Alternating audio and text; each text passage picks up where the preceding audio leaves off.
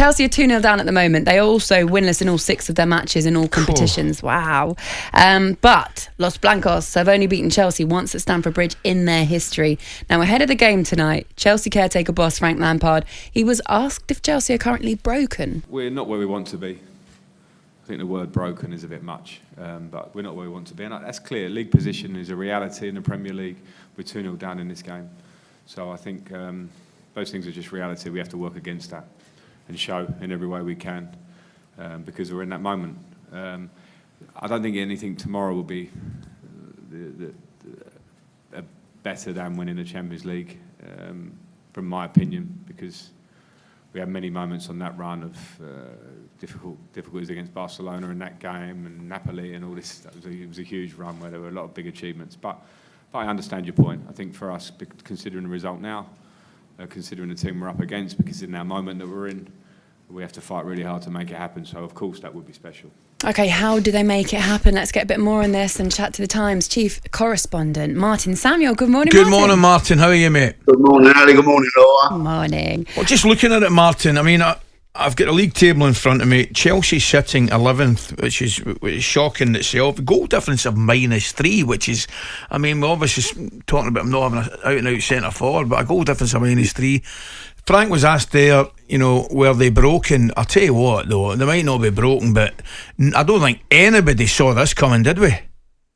Well, I was there on Saturday. I was at the match against Brighton. They're a far inferior team to Brighton. Yeah. So I don't see how they're going to get past Real Madrid, because Real Madrid are probably a better team than Brighton. And Chelsea were way behind Brighton at the weekend. It just looked. My wife's a Chelsea fan. I turned to her about 10 minutes into the second half. I said, "You do know you're going to lose this match." I said, "You might as well make your peace with it now, because Brighton are winning this. There's only one team that are going to win this," and that's how it panned out. And it took a very, very good goal in the end, but. Yeah. Even the goal that Chelsea scored to go 1-0, it's a massive deflection. They're just not a very good team. It's as simple as that. It's not a good team. Martin, is there the reason for that? Because you look at the squad, right? And if you take the players, I know it's all about being the team, but if you look at the squad individually, they are massively underachieving.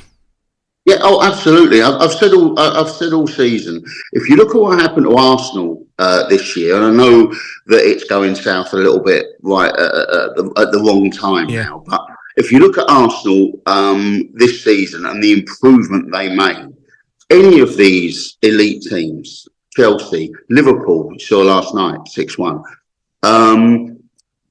they're only a good coaching strategy, they've got players. They've all got players. They've all got good players. They've all got good technical players. So anyone could be Arsenal next season. I've always thought that. But the appointment of the new manager is absolutely huge, and I don't know why they, considering that some of their candidates were available, I don't know why it's taking so long, because I feel for Frank. He's come into a team with absolutely no confidence. Mm-hmm. And he's trying to turn that around, and it's hard. You just looked at that team on Saturday and thought, there's no one here. I mean, Mudryk, tried to take the game to Brighton, but his final ball wasn't good enough. But it hasn't really got anyone in the middle to cross it to anyway. Even if he did, if he does get it in the right area, who's going to put it in the net?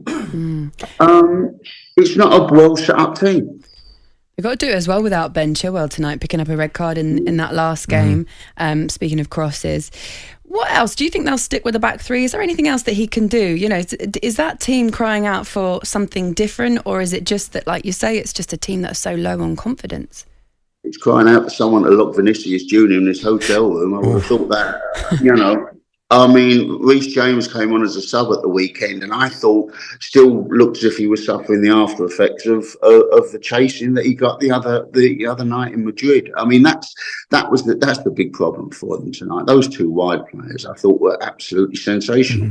And in Carlo Ancelotti, they've got a coach who is bold enough to deploy them wide as well. Played them high and wide. Was obviously not that concerned about the threat that Chelsea were going to present to him, because he played them high, he played them wide. They pressed very high, which Real Madrid don't always do.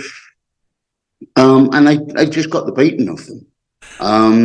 Yeah, I'd love to come up with some wonderful solution of how Chelsea win this game, but I haven't got one. I'm not sure Frank has either. No, it's difficult to put a case up. Martin, I want to ask you, because I think we're probably in agreement. I think the other game tonight might have all the hallmarks of a potential a great game. Obviously Napoli versus AC Milan, when Milan 1-0 up from the first game. It looks as though Victor Osimhen will return for Napoli. I don't know if you've seen much of him, mate, but you talk about Chelsea needing a centre forward. This fella looks a real deal to me. Yeah, he's a smashing player, and I mean that's a good. I mean, I was very surprised by the result. I know Napoli had significant injuries, but I was surprised by that. Napoli look as good as any Italian team I've seen for 20 odd years to me, and I really did think of them as the first Italian winners of this, potentially the first Italian winners of this in 20 odd years as well. And so for them to get beat by AC Milan in the first leg was a surprise, but they can most certainly overturn that. They're a better team than AC Milan. talkSPORT Breakfast with Laura Woods, Monday to Wednesday mornings 6 till 10 on AM, on DAB, via the talkSPORT app and on your smart speaker. talkSPORT.